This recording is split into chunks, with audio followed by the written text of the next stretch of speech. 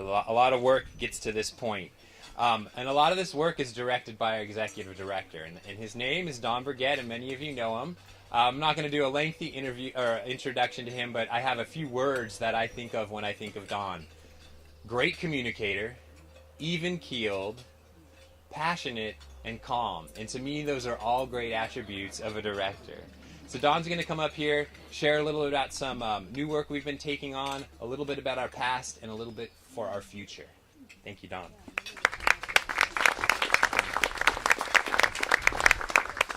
Thank you, John. Wow, it's so wonderful to see you all here, to have you here, and what a beautiful, beautiful time. It's community that keeps this going, that started it at the beginning 35 years ago and keeps this going. So wonderful to have you here. So as some of you know, and actually I just want to start out, because I'm starting out just looking back. This is our 35th anniversary. And I just want to recognize one person here. I think there may be others here who were involved early on, and there are many of you who have played key roles over the decades. But I'm very happy to have John Brissenden here, who lives out of town now, but was coming to town and was able to join us. He and his wife Patty were there at the very beginning and continue to support Life Lab. So thank you for that work back then and now, John. So 35 years, that is a lot of lives impacted. You know, you've already heard a little bit, and you're gonna get to hear a little bit more about how our programs impact people's lives at all ages. But when you think about it, we're connecting and influencing the lives of 50,000 or more children and youth a year these days. So when you think about 35 years and how that adds up, Life Lab has really changed the world in significant ways. You know, our core, we do a lot of things, but our core is about helping people to learn how to care for themselves, each other, and the world. We do that with garden-based learning and youth empowerment. We've focused on science and environmental education, nutrition, which we've done from the start, which is a natural part of garden-based learning, and in the last decade has become critical to the health of our communities and our country. So that's a big part of what we do now. And we've done youth empowerment, as you've heard from Deontay, and you should all come to the Food What Dinner in the fall as well to hear more about that program. The empowerment model is huge for teens, and we're so happy to have that here as part of the Life Lab family of programs. And we've done formative work in the past, especially 10, 15 years, with English language learners, and the idea that gardens are rich learning environments that people who don't always succeed well in classrooms, in traditional classrooms, in a garden classroom, it offers great opportunity for them. So 35 years, creating local school gardens, all those gardens you know around town that say Life Lab on them. We support them in various ways now, but they're not part of our organization, but they are Life Lab in its earliest days, and they're part of a movement now that's regional and beyond. I love looking back at the 1980s, the first iteration of the Growing Classroom. If you know this is our large, beautiful print activity guide that goes around the country and around the world.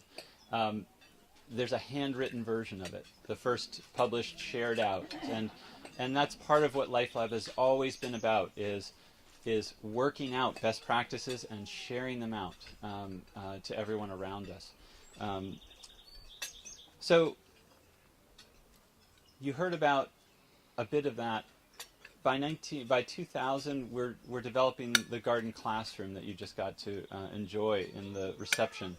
And in doing that, it really was a pivot. Since that time, you heard John describe the growth of the camp programs. Overall, our local programs from this site serve more than 4,000 children and youth directly a year. And then we also bring educators to the site from around the state and around the country even for professional development. And that's where we start to reach out to those tens of thousands. But nearly 3,000 local children a year get to come up and have that rich learning experience that you heard about earlier in a field trip program. And I'll say a little bit more about that as I introduce our next speaker. So what I wanted to really share with you from my perspective are two things. What we can't see from here, and what Life Lab does in the world beyond Santa Cruz. And then also just as an organization where we are and where we're going. So briefly, we are local, regional, and national. And many people don't realize the regional and national part. John is a hub. There's so much information in that one person, that one mind. And it is his joy and passion to share that with other people. So he facilitates a Central Coast Garden Educators network, getting resources and information and opportunities out to people and answering questions. He puts a ton of resources and information on our website. He's been doing that for years. And on the California School Garden Network website, which we facilitate. That's a network statewide of hundreds and hundreds of garden educators and those interested, veterans and new folks. Another regional network of 92 organizations around the Bay Area. He also facilitates that. But a year and a half ago, he and a few other leaders were at a national farm-to-cafeteria program in Vermont and said they were talking in a session that he was co-facilitating. And they said, we need a national network to have this discussion in an ongoing way. So last summer, we launched the National School Garden Network. And that is, rather than end users looking for the latest practices or an activity or a song, a beautiful song to use in their program, those are other organizations like Life Lab that are supporting multiple school garden programs in their communities. And we're working with them to learn from each other and to share out the best practices and models.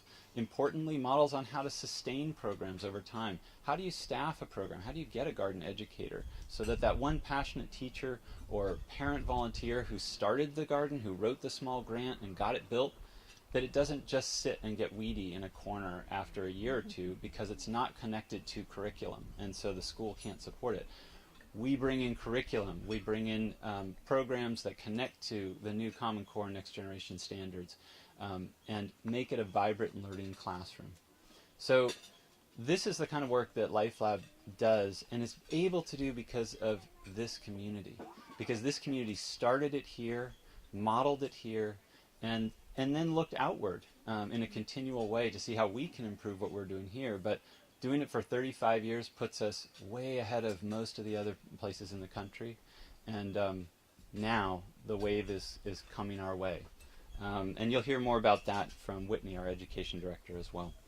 So I want to say that as an organization, often people think you're 35 years old, you're doing national work, you've got to just be set, right? You're endowed and you've got everything you need.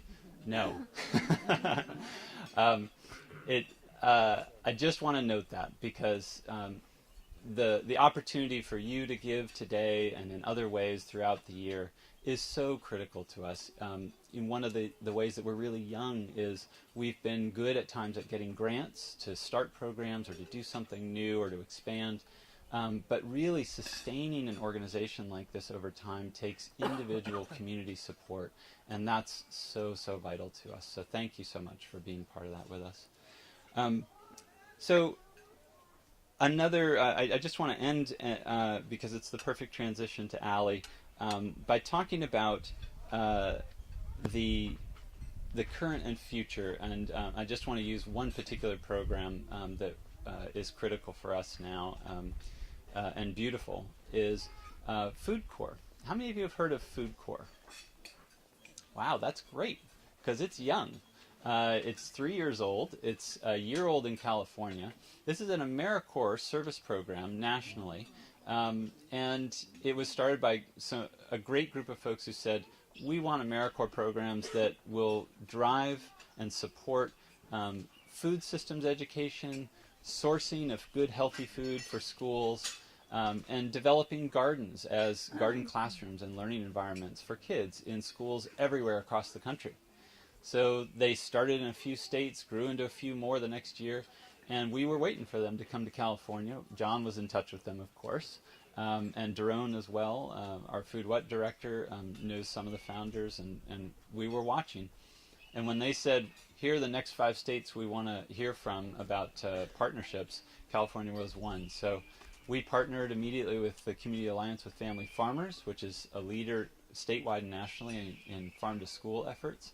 And it's notable about who we are and how we partner that there were others from the state, this enormous state with so many good things happening, that were thinking about applying to Food Corps to be the state co-host of this program, which is their model. And that's so beautiful. I just have to stop for a moment. Love it. The red tails. If an eagle goes by quietly, tell me to stop. Oh, we are getting the eagles. Yeah. I think John noted this, that... Yeah, that's the red tail. This is what camp and field trips are like.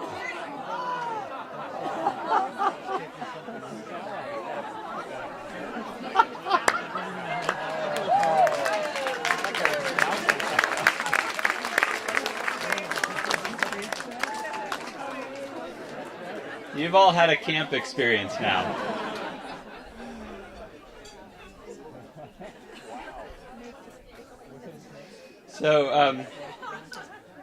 So Food Corps tries to place raptors and snakes at all schools across the country, and then time them beautifully. That is actually, I just want to note, one of the sort of background things that we don't talk about directly, but sharing this particular piece of land with people is powerful. And it's part of the reason that we, 25 years ago, 10 years into Life Lab's life, chose to be here.